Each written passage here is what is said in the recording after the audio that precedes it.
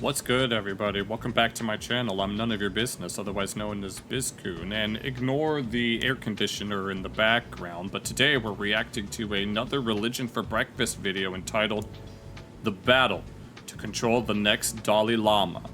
For those that don't know, the Dalai Lama is basically the spiritual leader of the Vajrayana sub-branch of the Mahayana branch of Buddhism, which is the variation of Buddhism that is most popular in Tibet. And for context with regards to this, long story short, the Dalai Lama has kind of been in exile for a while due to the fact that China has control over Tibet, which obviously the Dalai Lama doesn't really like. And another thing is, I remember not too long ago the Dalai Lama saying that he might not be reborn in Tibet the next time that he is reborn, to which China is all like, oh, you better be reborn in Tibet because we said so. We're China. China, I love China. But either way, but I do remember he got into some controversy regarding sucking the tongue of, or rather, some 12-year-old boy was sucking his tongue or something like that, which I'm not going to get into right now. But either way, before we get into it, make sure you guys check out the original video first before watching this one so that you guys can show some support. I'll link the video in the description. And once you're done with that, you can come back and watch this video, leave a like and subscribe and all that, and let's see where this is going. This is the 14th Dalai Lama. He was born as Tenzin Gyatso in 1935 to a farming family in eastern Tibet. That reminds me, his name, Tenzin Gyatso. Not only is he the namesake of Monk Gyatso from Avatar, but he is also the namesake of Tenzin from Legend of Korra. Just some fun fact. And today, he's probably the most recognizable Buddhist figure on the planet. And now he's approaching a big milestone, his 90th birthday on July 6th, 2025. It's a big deal because he's indicated that on or around his birthday, he will announce a succession plan for who will be the next Dalai Lama. So how will that... Oh, yeah, I had mentioned before that the way it works is that he would be reborn, and then they would have to find out who the reincarnation is. There was a King of the Hill episode that talks about this, as a matter of fact, where some Buddhist monks came by Rainy Street, and they believed that Bobby was the reincarnation of one of their lamas, Lama Sanglung, I believe his name was, to which Hank was not very thrilled about, being a Christian, obviously. Decision even be made. We've already made a whole video explaining what the Dalai Lama actually is, what the title means, and how each one is chosen, so I'll drop a link to that if you want to check it out. But the short version is, the title of Dalai Lama has been around since 1578, and it plays a really important role in Tibetan Buddhism. Tibetans believe that each Dalai Lama is an emanation of the Bodhisattva Chenrezig, who you might know by his Sanskrit name Avalokiteshvara. He's considered the Bodhisattva of compassion and the spiritual protector of the Tibetan people. For most of the history of the Dalai Lamas, they were both the political and religious leader of the Tibetan people, and ruled from the Potala Palace in Lhasa. The office of Dalai Lama is passed through a reincarnation lineage, so after a Dalai Lama dies, a search is conducted for a child that might be the next Dalai Lama. The search process is pretty complicated and involves consulting oracles, sacred lakes, performing tests on the child, and so on. But the institution of the Dalai Lama has reached a critical crossroad. How we got to this point is a long and very... Yep, this is where we're going in. Basically, when China took over Tibet, the Dalai Lama was all like, yeah, we're just gonna make our leave, and he said that, I think he said that he wouldn't return to Tibet unless it was independent, to which, you know, the Chinese aren't gonna let that happen. Very complicated story. Tibet has always had a powerful neighbor, China, and the two have been clashing over borders and influence for more than 1,000 years. The exact history is disputed, but we can start in 1949 when the Chinese Communist Party emerged victorious in the Chinese Civil War and established the People's Republic of China. The CCP declared their intention to reclaim territories that they thought were rightfully part of the Chinese motherland. This included Tibet. And in 1950, the Red Army invaded eastern Tibet, and by 1951, the militarily weak Tibetans were forced to sign a 17-point agreement accepting PRC control. The 14th Dalai Lama was a teenager when all this was happening. At first, he was relatively open to integration into the PRC. The 17-point agreement promised that Tibetans would still have political autonomy and religious freedom. And initially, the Dalai Lama was hopeful that this would end up being a good thing. This guy... Oh, I think that's Mao Zedong. I was about to make I think that's Mao Zedong. I was about to make a comparison to Kim Jong-un, but Kim Jong-un wasn't born yet. the people of Tibet. And he even agreed with some of the critiques the CCP made about economic and social reform. But things fell apart in the 1950s. Tensions between China and Tibet kept escalating, and in 1959, after a failed uprising, the Dalai Lama fled to India. He ended up in the town of Dharamsala, where he set up the Tibetan government in exile, a political and religious base that's still active to this day. Yes, this is something that I mentioned before. The reason why I've forgotten where he was stationed, which is why I didn't bring it up. But yeah, he's in India right now, or at least they're stationed in India as like a government in exile. And that's more or less where things have stood ever since. The Dalai Lama has continued to push for greater autonomy for Tibet, but he's also become something of an international symbol for Buddhism, peace, and nonviolence. But the Chinese government sees him as a splittist, someone who wants to split the Tibetans from the People's Republic of China. Because of this, he's a politically sensitive figure. He's not allowed to visit his homeland, and even owning a photograph of the Dalai Lama is not allowed for Tibetans. The CCP has also tried... Yeah, the thing is, the people of Tibet are very much a distinct ethnic group from, like, the majority Han Chinese. But what the CCP has been doing in recent times is that they are engaging in, like, major migrations and settlements of Han Chinese people in order to homogenize Tibet. And it not only applies to Tibet, but also Xinjiang, where the Uyghur people live. And obviously, the actual natives of these places aren't very thrilled to have their culture being suppressed, right? So naturally, it causes a lot of problems. Tried to assimilate Tibetans into broader Chinese culture. This includes policies like offering financial incentives for Han Chinese to move into Tibetan regions, promoting Chinese language instruction in schools, and sending Tibetan children to boarding schools away from their families. But perhaps the move getting the most international attention has been the Chinese government's attempt to control the process of finding reincarnated lamas. China's claim to have a say in the selection of Tibetan lamas is not new. It goes all the way back to 1793, when the Qing dynasty introduced something called the Golden Urn, a kind of lottery system used to select high-ranking reincarnations. And that brings us to today. With the Dalai Lama turning 90 this summer, a major geopolitical power struggle is looming over the succession. The CCP has developed plans to, in their view, regain their rightful control over the reincarnation and selection process. In 2007, China made a regulation that required all reincarnations to receive government approval and required government permission to form search committees. Imagine needing approval to be considered a reincarnation of someone.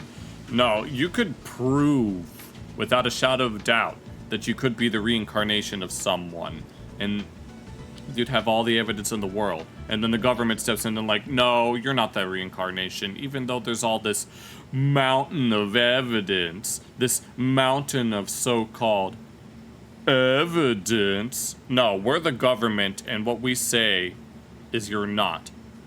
Effectively rendering unauthorized reincarnations illegal. Unauthorized reincarnations? That's so stupid. Yes, oh my god, no. Frickin' the Communist Party in China. No. You see, Chinese propaganda had this concept called the Great Leap Forward. Do you want to know what that is? It's where you take a great leap forward off of the Foxconn building, only to find out that there's a net beneath you. The law declares the selection of reincarnates must preserve national unity and solidarity of all ethnic groups, and the selection process cannot be influenced by any group or individual from outside the country. The CCP knows that this is not just about religion. They consider the Dalai Lama to be a rallying point for Tibetan independence and for international support for Tibetan independence, which the CCP considers a threat to Chinese sovereignty. Protests and riots have broken out at multiple points in Tibetan areas. These protests often flare up in March, a month that marks the anniversary of the 1959 uprising when the Dalai Lama fled into exile. Major protests broke out in March of 1989 and again in March of 2008. The 2008 protests were especially high profile because they coincided with the Beijing Olympics. Tibetans hoped that the global spotlight might help draw attention to their cause. In both cases, Tibetans were protesting economic discrimination, restrictions on religious freedom, and government policies that were encouraging Han Chinese migration into Tibetan areas. So what would it actually look like if the CCP chooses the next Dalai Lama? You know, this actually got me thinking about the fact that the largest leftist political streamer, Hasan Abai, supported China's annexation of Tibet, basically describing Tibet as an inferior culture that was a feudal slave state, essentially. Basically treating them as the equivalent to the American South, at least in some aspects. Well, we actually have a pretty good idea. The case of the Panchen Lama, who's traditionally considered the second highest ranking Lama in Tibetan Buddhism. In 1989, the 10th Panchen Lama passed away. Then in 1995, the Tibetan government in exile announced that they had identified his reincarnation, a young boy named Gedun Chokyunima. Soon after, the Chinese government took the boy into custody, and he's never been seen since. Shit. I think I've heard this before. Andrew may have brought it up in another video, but disappearing people can be pretty effective when it comes to eliminating dissent. The Chinese government insists that he's happily living a normal, anonymous life and simply doesn't want to be bothered, but many Tibetans and international observers consider him the longest-serving political prisoner. In his place, the CCP declared their own Panchen Lama, Gyaltsen Norbu, chosen using the golden urn. His education and public image have been carefully managed by Beijing, and many see him as a proxy for the Chinese government. China's state media refers to him as the highest-ranking figure in Tibetan Buddhism, a clear attempt to position him above the Dalai Lama. He's been given political appointments, regularly meets with top CCP officials, and is often photographed visiting high-profile infrastructure projects in Tibet. The Tibetan government in exile is concerned that a similar story will play out for the Dalai Lama's succession, and have made their own statements about his succession plan. First, the Dalai Lama has separated himself from political power. Now, historically and in the early years in exile, the Dalai Lama was considered both the religious and political ruler of the Tibetan people. But So like not quite like a caliph. A caliph was considered the political leader, but it's not a very good comparison. the Tibetan government in exile has since adopted a democratic constitution, and in 2011, the Dalai Lama formally renounced his political role, delegating that to a democratically elected president known as a Sikyong. Also in 2011, the Dalai Lama issued a formal declaration that denied the CCP any legitimacy in determining his successor, and insisted that it be done by traditional Tibetan methods. And over the years since then, he's made several suggestions about what could happen, including that an adult successor could be named instead of a child, that the next Dalai Lama could be a woman, or that he may not take a reincarnation at all. All of these— Oh yeah, that was what I meant earlier, that he said that he might not reincarnate when he dies, to which the CCP was all like, oh, you better reincarnate, bitch. would be major departures from history and tradition, but as the Dalai Lama has said, the main purpose of the appearance of a reincarnation is to continue the predecessor's unfinished work to serve Dharma and beings, and he has argued that this can take many forms. He has also said that in 2025, when he turns 90, he will establish a more detailed plan. Ahead of his 90th birthday, the Dalai Lama recently released a book called Voice for the Voiceless. Over 7 decades of struggle Prayers of the voiceless voice.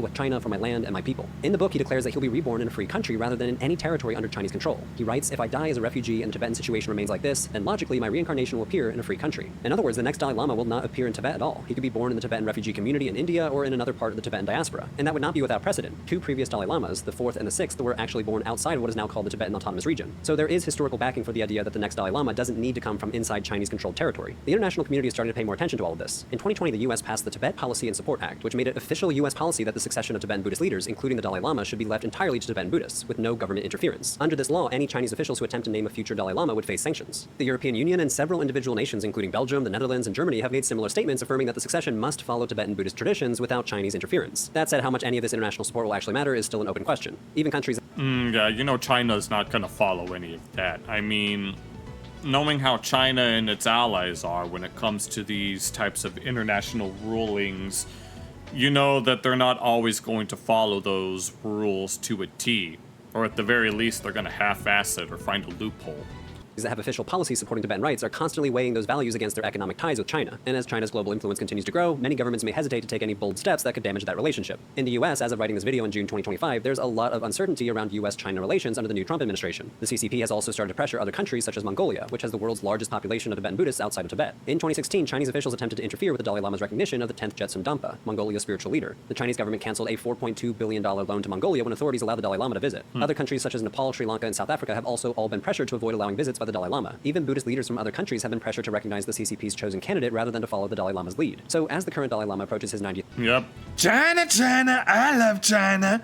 Yeah, China, the CCP has its tendrils and tentacles all over its neighbors and allies, where if you so much as do something that's even slightly against what they want, whether that be recognizing a Dalai Lama that is chosen by the Tibetan people, or recognizing Taiwan as its own country, you know damn well that they ain't gonna give you no business.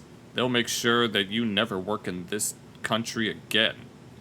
birthday, questions remain about what he will announce. Analysts widely expect 2 rival Dalai Lamas to emerge, one backed by the Chinese government and one recognized by the Tibetan government in exile. But what that would actually look like on the ground for Tibetan Buddhists is still to be seen. The scholar of Buddhism John Powers doubts that a party-appointed Dalai Lama will hold much influence. He points to the case of the current Panchen Lama, installed by the Chinese government, whom many Tibetans regard not as a true religious leader but a state official with little spiritual authority. Powers argues that a future Dalai Lama raised in exile will receive training from respected Tibetan monastics and likely become an internationally recognized Buddhist figure, while his counterpart in Tibet would be trained in a government-run school and serve primarily as a political proxy.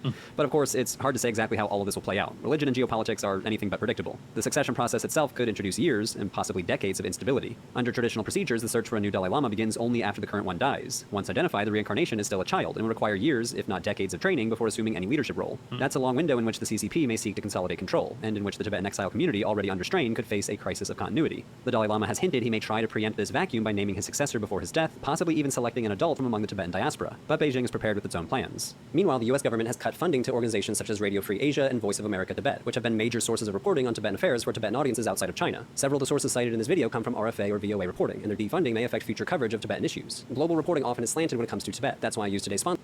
Okay, yep, makes sense that they wouldn't lead into ground news. Well, anyway, that was a very informative video. Make sure you guys check out his original video first.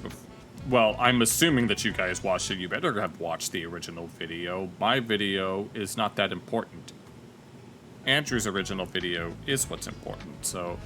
But either way, I hope you guys enjoyed this reaction. There wasn't that much to discuss. I just wanted to make a little filler video, I guess we can call this. And either way, leave a like, subscribe, and I hope to see you guys again.